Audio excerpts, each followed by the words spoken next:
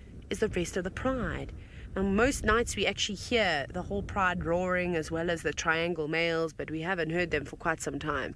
So I'm confused as to where they have disappeared. And then again, the reports of a male lion being around, which I have yet to see. Maybe it's a male and a female that have been mating. Perhaps that's what's happened here, but it is a beautiful picture. Now, I've told you many times, and you've actually seen it firsthand, I have never seen the Olololo Pride lions take down a buffalo before. I've seen them attempt it many a time and be chased by the buffalo, but I've yet to see them actually catch one of these enormous creatures. However, with the growing pride and all those youngsters, being quite large, they might be able to now. Maybe they'll have, maybe some of these younger lions are going to have quite a bit of guts, and maybe their inexperience will work in their favor. Wanting to drive the pride and just give it a bash. But they are big and powerful creatures, those buffalo, and they do need to be careful because they can quite easily turn it the other way around where the predator becomes the one that ends up getting injured.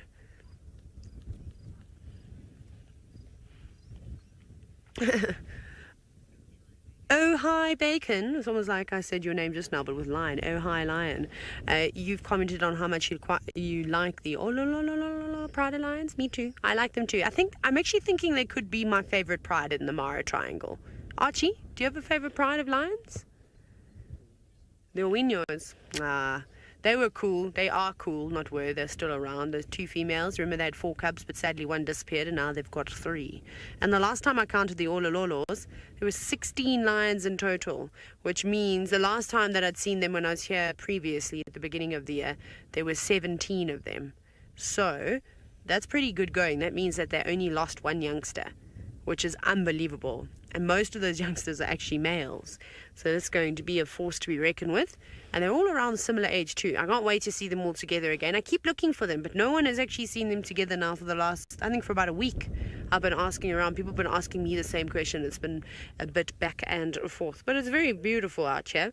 So I'm going to listen out for the roars tonight. Or at least the whooping of the hyenas. Maybe the hyenas will get involved here. There's also quite a large clan of hyenas that move around in this area. I can hear a jackal barking. Where's the jackal? Let me stand up and have a look. I doubt any of you will be able to hear it because of the wind, so I'm just climbing up. But it pretty much sounds like a very sort of little dog bark. Louise now wants to know.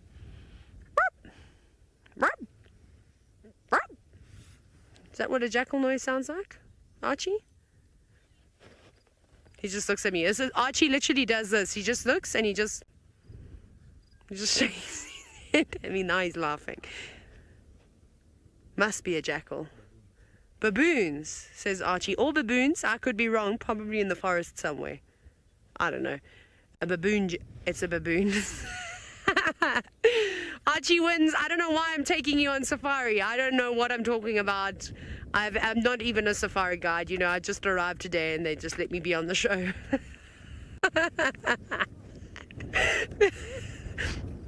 That's awkward. I feel like that's not the worst thing I've done live though. It's because it's windy and I'm going deaf.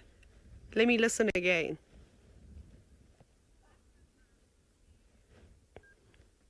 It's a new species I've just discovered, the baboon jackal. That's what I'm going to go with. See, even that lion at one point was looking. She was also confused whether it was a baboon or a jackal. But Archie's right, it does. The more and more I hear it, does sound like like one young baboon whining a little bit. Maybe it has spotted the lion from a great distance. Now, anyway, seeing as though most of the time I have no idea what's going on, let's go to Steve, who seems to be a bit more clued up.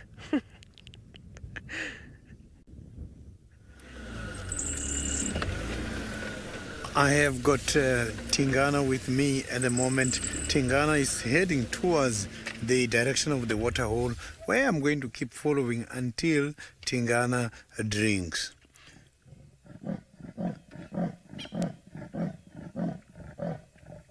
Listen to that. Is that not nice? That is very interesting. I love that sound, Tingana sowing.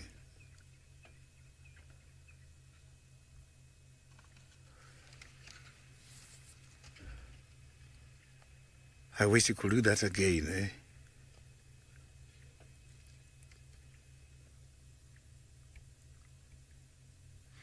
So now I am going to pull forward and go around so that I can again have a better sighting of Tingana. So I'm just going to pull out now and see if we can reposition ourselves and see this beautiful Tingana.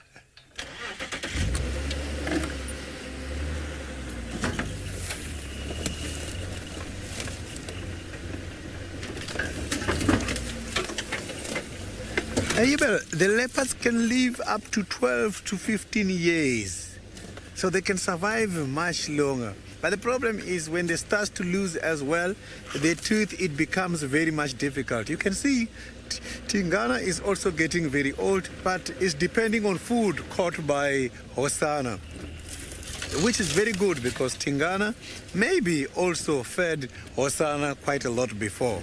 Now it's retaining all the favor that has been done before.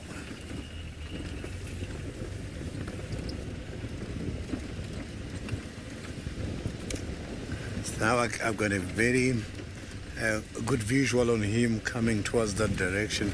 I'm just going to try and position myself nicely.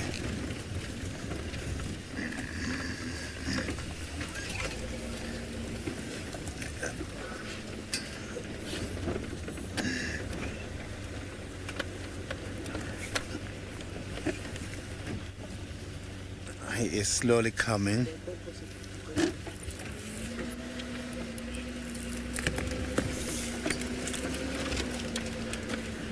And Nina Mo, I did not copy that question nicely. If FC, you can repeat that question for me.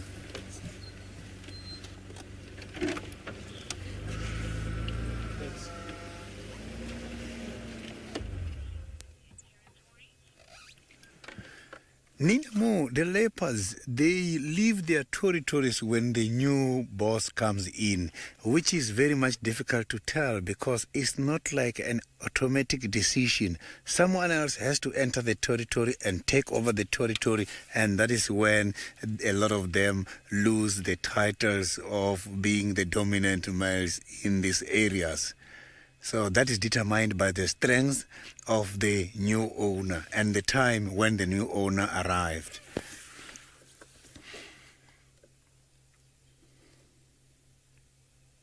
So I can see now that he's walking around marking the territory. I can even pick up that scent mark. It's quite very much strong.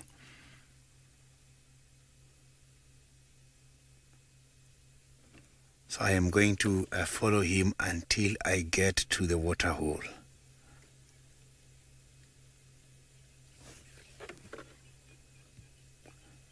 Are you still okay there, Senzo? So now we are going to move and try to follow Tingana.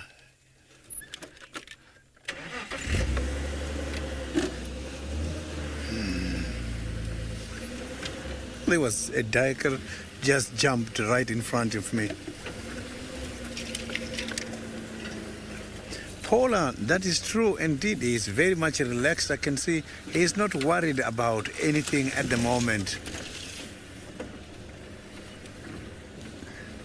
So I'm just going to try by all means again and have a better position.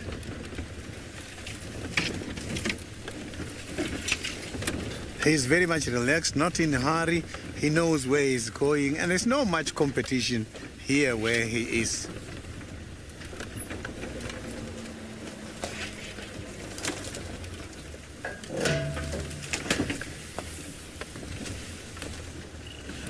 He has not done hunting for quite a lot of times now. He's just depending on Osana's food all the time.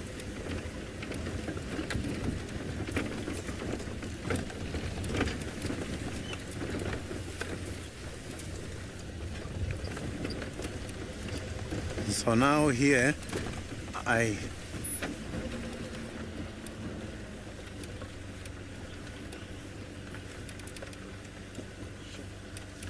Asila, Tingana makes that so in order to advertise his presence in his territory. So that is a way of communicating with all the other leopards in the area that this is my place and I'm still responsible and I am very much dangerous. Look at that. This is beautiful. Look at that.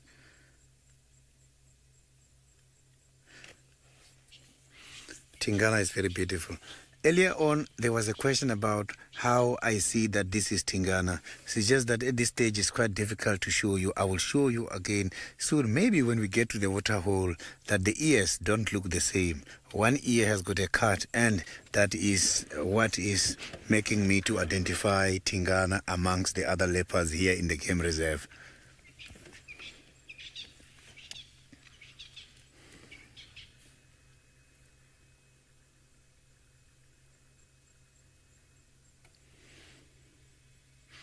So I can see now that Tingana is now going down that area there.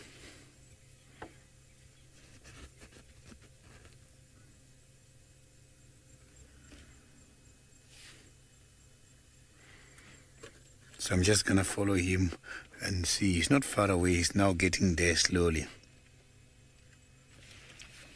So now let's again keep following. So I'm going to follow Tingana now.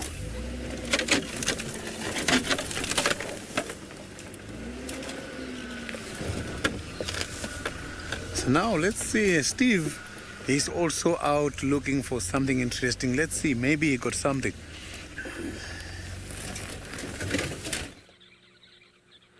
Well, always in search of something of interest. And we decided why not pop down to the favorite watering hole of the hippos down here by Chitwa. And there they are. We thought maybe there'd be some more excitement happening in and around. But there's quiet down here by the watering hole. The hippos were making a noise a moment ago. But it was just fantastic what James was able to see this morning. He got wild dogs down here. If you did not see this morning's show, ladies and gentlemen, you need to go back and watch it. It was unbelievable. Wild dogs chased an impala, jumped into the dam. It swam with a crocodile following it, and it was such a slow motion ending. It was really, really cool. If you didn't see it, it's very worthwhile going back and having a look. And something that you do not often see in South Africa, and James has seen it twice in a matter of a few days. So very, very interesting indeed. I'm kind of hoping maybe we would have bumped into some wild dogs down here. See if I'm just going to turn a little bit back. See if we've got a fish eagle drinking there.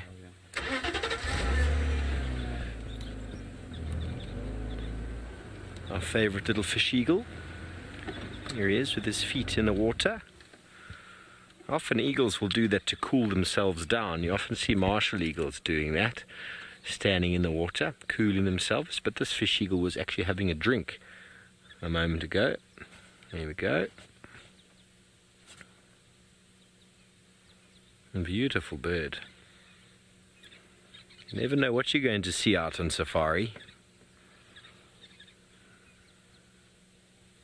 Anything could happen. I think James was sitting this morning watching the sunrise and was talking about a gymnogene, and then suddenly wild dogs were on the scene. So these things do just suddenly happen. There's no planning, there's no preemptiveness, there's no email sent out with a weekly schedule telling you what's going to be taking place.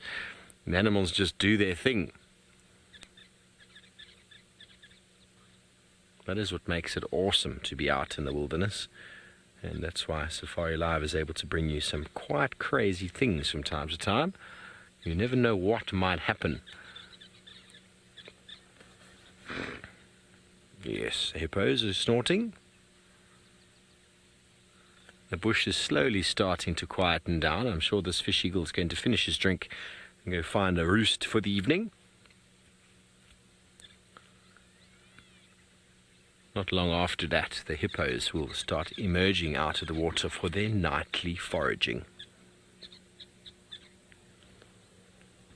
MGN, you reckon it's a small tail on the fish eagle? Yeah, well, I don't know. We have another look, Seb. Quite a small tail. Yeah, it's pretty average, you know. I mean, broad tails or long tails are normally sort of for bushveld species that, or for forested species. Broad wings with sort of a broad, long tail are ideal for dense woodland areas, and then long tails for very open areas. In the case of the crowned eagle, not the crowned eagle, the golden eagle, but the fish eagle spends most of its time in and around the water, so it doesn't do too much huge amounts of flying. It does a lot of perch flying, so it'll sit on a perch and then it'll spot some prey in the water and then fly down. So I suppose it's got just the average sort of sized tail that it would need for its flight. But the pied coloration is characteristic of most of the fish eagles we see in the world. But I suppose you're right, there's no real elaborateness to the tail there. It looks quite interesting on the thermal camera as well, hey Seb? Nikita, you want to know how far the fish eagle's call carries? Well, it's a few kilometers at least, because we often hear them from here when we're at our camp. But that also has a lot to do with the wind direction. And there we go, the guinea fowl, that quite often, if we could go to the thermal camera, Lou, that would be great. You can see the coloration of the fish eagle with the oh, terribly sorry folks, the thermal picture's not coming through that side, but the guinea fowls have got bright orange heads because that's where they give off a lot of their heat, and their feet were also quite warm. The fish eagle's feet are also quite warm, or the legs anyway, and that face area is quite warm. The rest is very well insulated. But they've all come in for a drink, and it's quite interesting because if that fish eagle was in the tree or in the sky, it would be a predator to those birds. But it knows that being on the ground or in the water like that, it's no threat. Marvelous how we see these interactions between the prey and the predator. Gary, I think birds of prey eat daily. I'm not 100% sure, but I've got a strong feeling that they will eat daily. They'll eat as much as they need to. So I would assume a fish eagle can spend 5-10 minutes a day catching food, and it'll be sufficient for the rest of the day. So very efficient hunters. They just need one fish, and they are pretty much sorted for the rest of the day. So it's not a very, very high appetite that they have. In other parts, they'll actually feed on much larger prey in the form of flamingos. They'll only feed on a small amount of that before moving off. And yeah, so lots of food around all the watering points in most of the areas in southern Africa. You'll always find fish eagles there, but a very low sort of foraging rate. They don't have to do too much. They just hang around, and they also can scavenge. Any dead fish that might come around, they could also go for those guinea fowl if they were able to sneak up on one, which they do from time to time. The guinea fowl are giving the fish eagle a little bit of a wide berth, basically saying, I know who you are. Stay right where you are.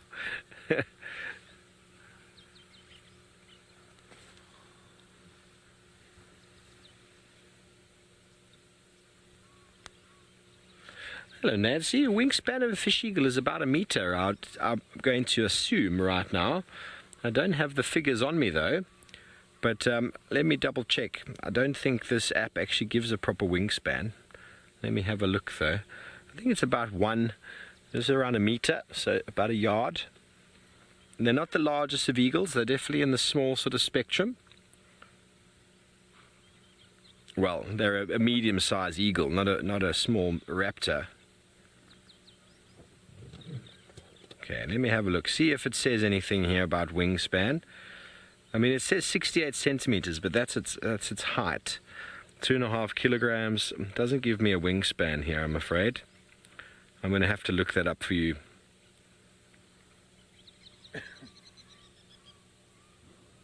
But a very common bird in the African continent, and the call is indicative of Africa. That if you've never heard it before, I will play it for you.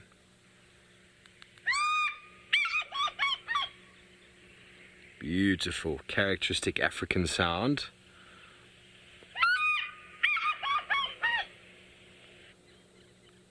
And quite territorial.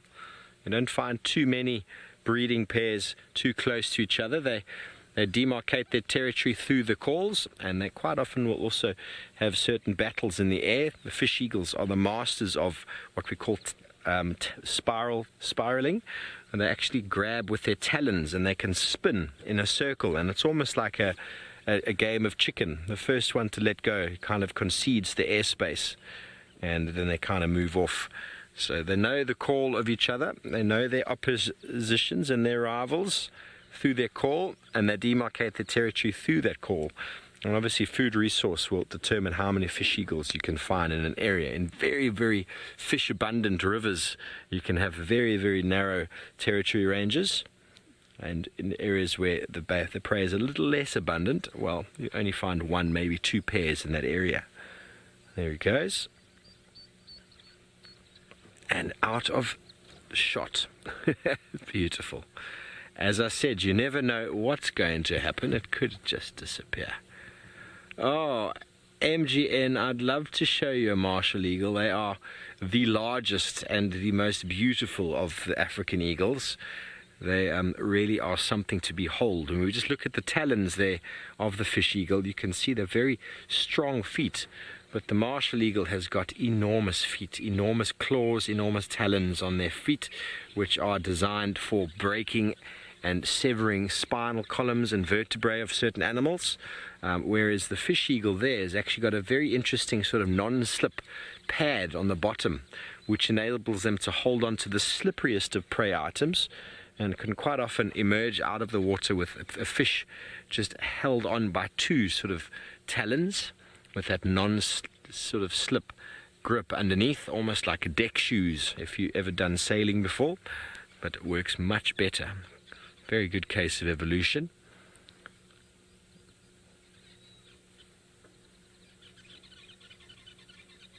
Yes, Alan, well, I'm amazed this is your first one. They are very common.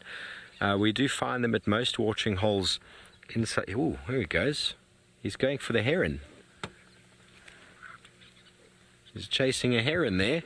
Now the heron is also a fish eater, and he's said to the heron, "This is my pond. Don't you come and steal my food." And that is interspecific competition right there of a fish eagle telling a bird that also feeds on fish that this is his patch. And they are renowned for chasing away all sorts of other predators, The Pell's fishing owl, which is the rarest of the owl species we find in South Africa. On certain rivers in South Africa we still find them, but many other places they just get chased by fish eagles. Fish eagles actually outcompete them. Even though the owl is bigger, the Pell's fishing owl is a very rare and endangered owl, beautiful owl. I've only seen a handful of times, but the fish eagles are always competing against them because of the food resource. And there he is. He's surveying his territory and his landscape. And I think Sydney has got his IR light sorted out. So we're going to be moving off from Chitwa Watering Hole shortly. But let's go over to Sydney and see how the Duke is doing.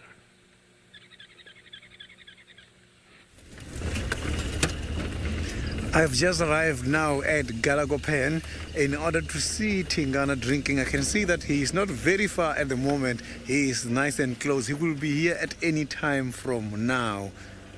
Sounds like okay here? Yeah, thanks. We are now waiting for him to come. He might come here at any time.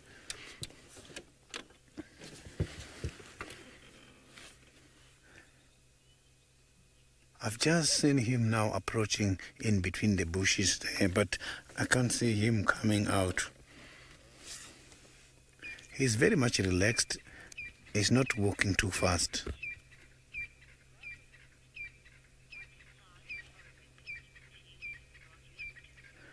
Rosalind, the leopards can go up to 8 to 10 millimeters. Those are the canines, and those are the longest in their mouth. So those kind of tooth are very suitable to grab the animal from the neck. So they act like pins.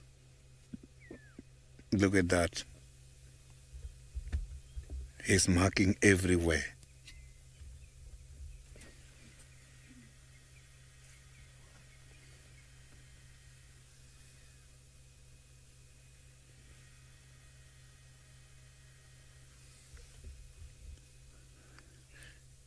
Can see he's taking his time. The birds are making noise. They are complaining against his presence, and he doesn't mind them.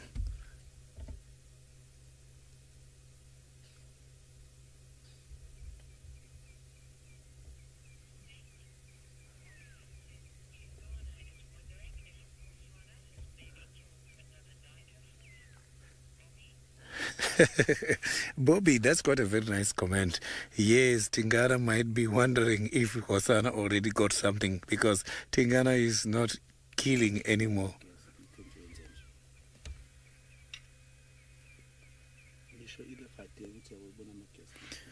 So you can see now that Tingana is now trying to check something. So there's some other guests here in the area where we are.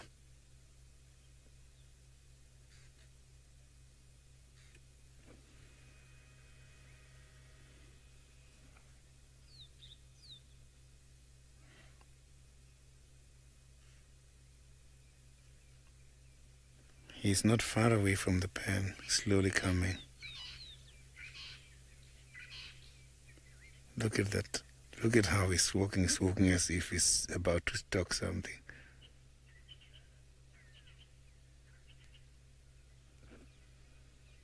He's trying to concentrate as well on what is happening here.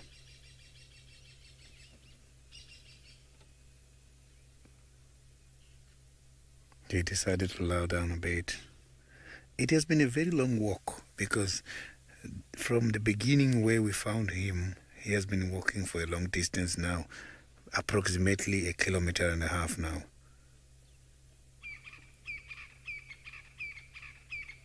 I'm not too sure where he started walking. Maybe he has been walking for more than that now.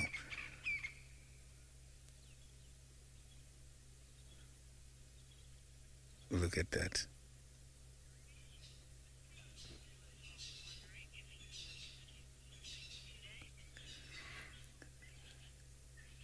I have not noticed Tingana limping today. Today, Tingana is just walking normally. You can see also how he's arranging the legs as he's moving forward.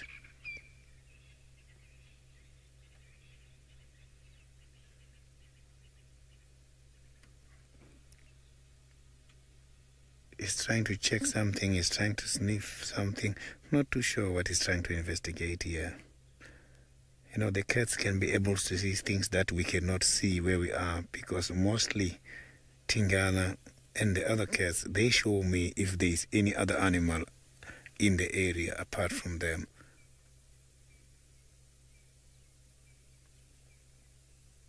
Look at how leopards walk softly. I'm not hearing anything where I am. When he's stepping, he's so silent.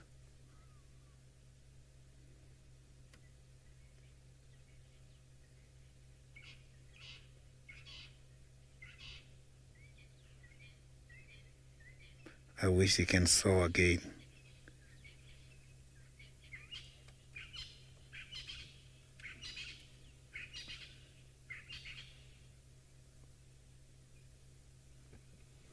He's trying to investigate all these alarm calls.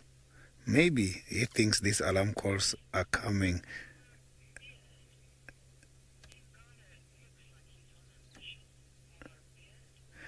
Our beard, Tingana is trying to investigate each and every alarm call here. Maybe he knows that when these other animals such as impalas are walking on the daycares, these ground dwellers, the birds, the francolins, they always complain. Look at that.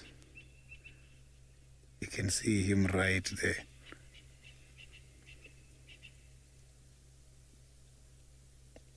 This is beautiful.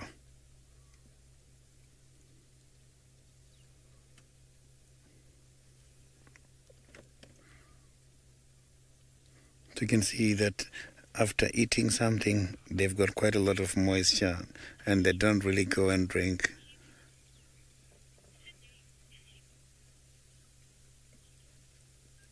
I didn't copy the question from Nikita FC, if you can repeat that for me.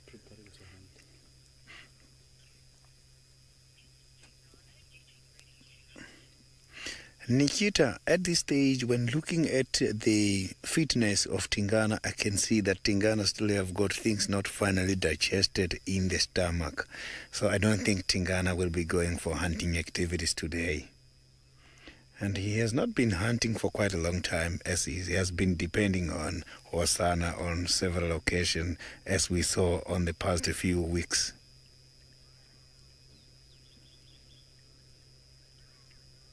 You can see that if Hosana was not around, Tingana was going to battle because of the injury.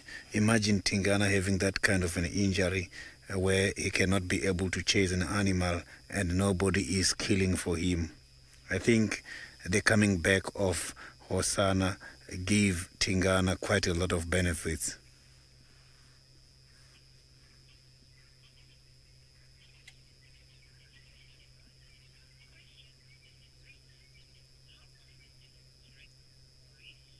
Maurice, the lepers, they come and drink. That is determined by the moisture from the prey.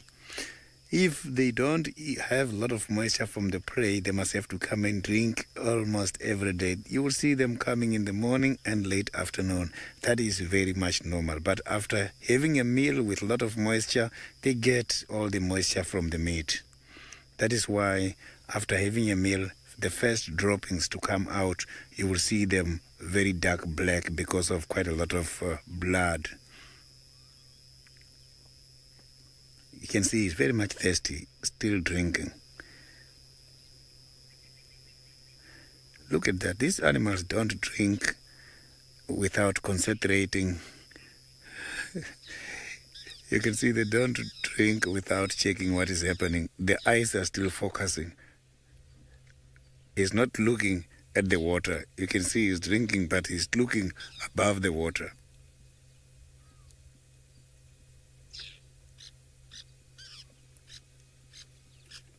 You can see that the fork-tailed drongo is complaining about him drinking. Maybe fork-tailed drongo also wants to drink there.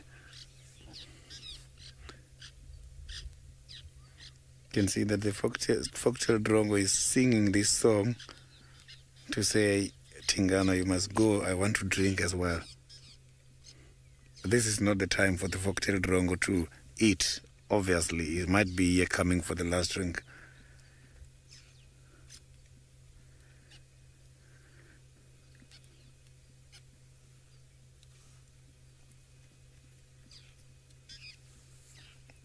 He gave up. So look at the ears now, how I identify. Tracy, the chances of another leopard around are very much high because this animal, this leopard, mostly we are seeing them meeting accidentally, but they can be able to detect the scents as they're moving around, so they detect each other's presence as they're walking here. So if you look at the ear on the right, Senzo, just show that ear which is on the left. I just want to see how I distinguish between Tingana and the other leopards. The one that is just moved now. So that is the ear which confirms to me that this is Tingana. If you look at that ear, it has got a cut, and the other ear is nice and round. So the ear on the left is the one which is showing me that this is Tingana. So I identify Tingana from the ears every time.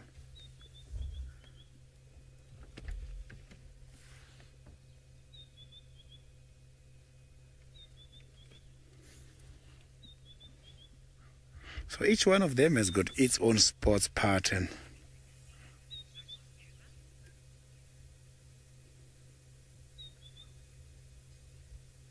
Look at that.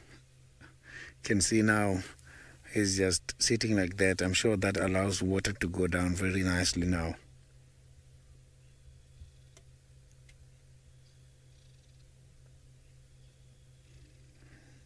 Look at that posture.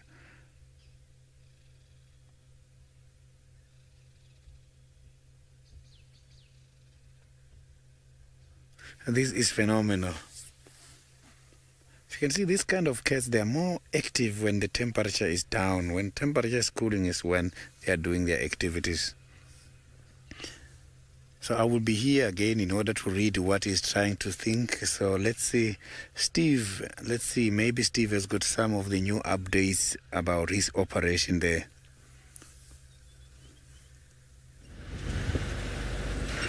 No updates. Last minute leopard, I think, is what's on the cards. We're going to check to see if Osana has woken up and has maybe moved back into any of the familiar areas that we know him to be in.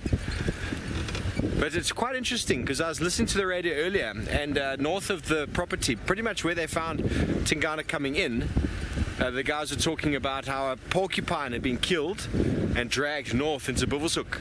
So no doubt that was Tingana who did that. But I didn't think he would have already materialized back on Juma. How marvelous it is that we've managed to have him for the afternoon. Well done, Sydney. But a porcupine, that is no easy meal. I've once seen a lion kill a porcupine. Two lions, young males, came up to the porcupine, and the porcupine, it was that time of year when these little pans have got water in it. Porcupine ran up to the pan and put its head towards the little bit of water, and it was stumping its back feet, and the quills were shaking and shaking like this. And the first young lion that went towards the porcupine was very inexperienced, it would seem, and didn't do anything, just looked very confused to do with this spiny thing.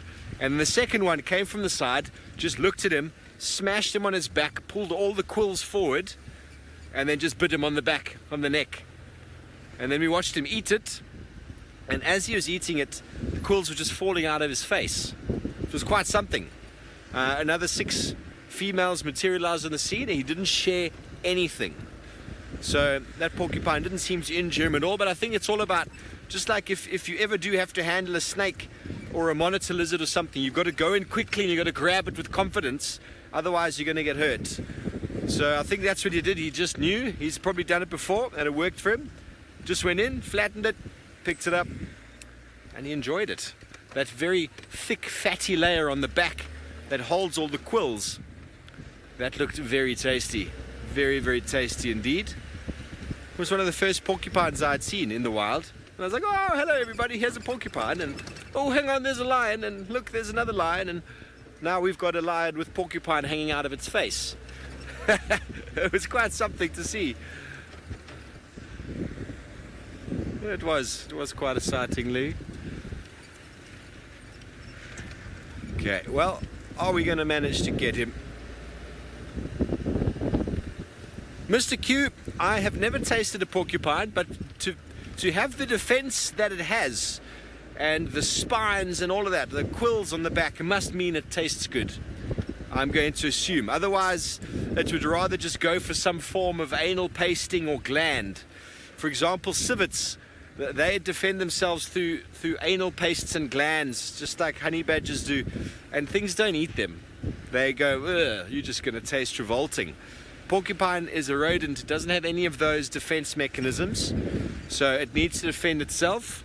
And being quite a large rodent, it can't do what normal rodents do and go under the ground or up into a tree or whatever it might be.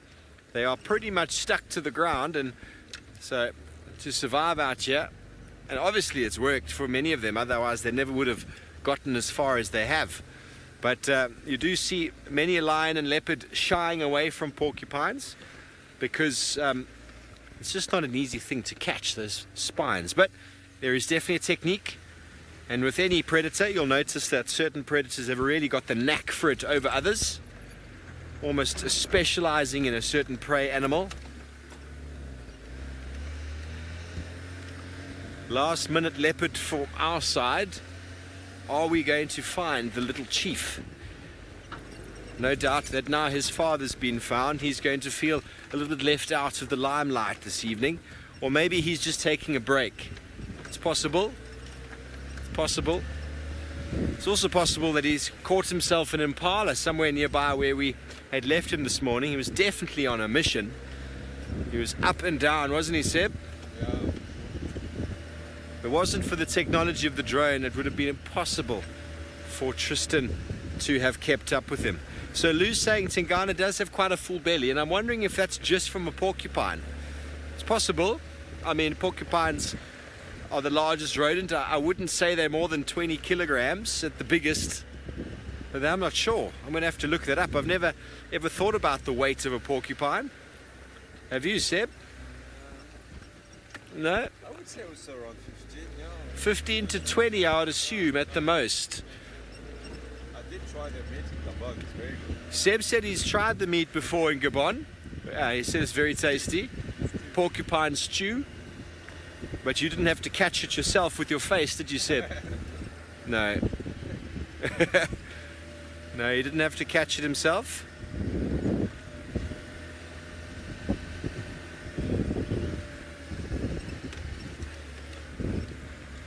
Okay, well, fantastic, folks. From myself and Seb, it's likely a good night from us. We're going to go back up to Sydney with the Duke of Djuma. Have a good night.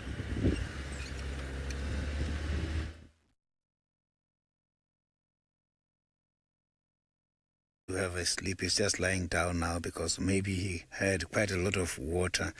I am not alone here at this sighting at the moment. I do have some of the guests coming from the other areas, so don't get surprised when seeing the spotlights shining on this leopard.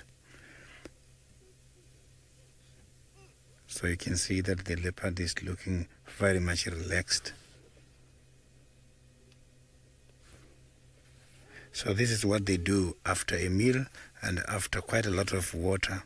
They must have to rest a little bit so that the body can absorb whatever has been eaten or something that he was drinking. You can see the eyes are even closed now.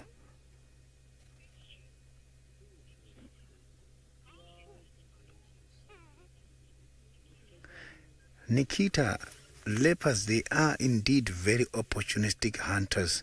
They just eat anything that is coming. When he's hunting for a deer, a scrub hare comes, he will catch it. When impala comes, he will catch that. So they are very much opportunistic. He heard something, not sure what exactly it was, but I could see that how he lifted up the head. There is something that he picked it up.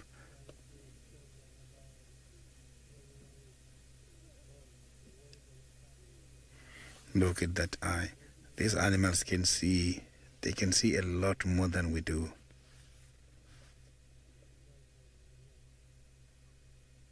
It's very much easy to bump into a sighting of the cats because of this behavior of sleeping long hours. You can easily bump right onto the cats lying down, not even seeing them. Sometimes animals, when they're surprised, can also tend to be very dangerous. They are potentially dangerous.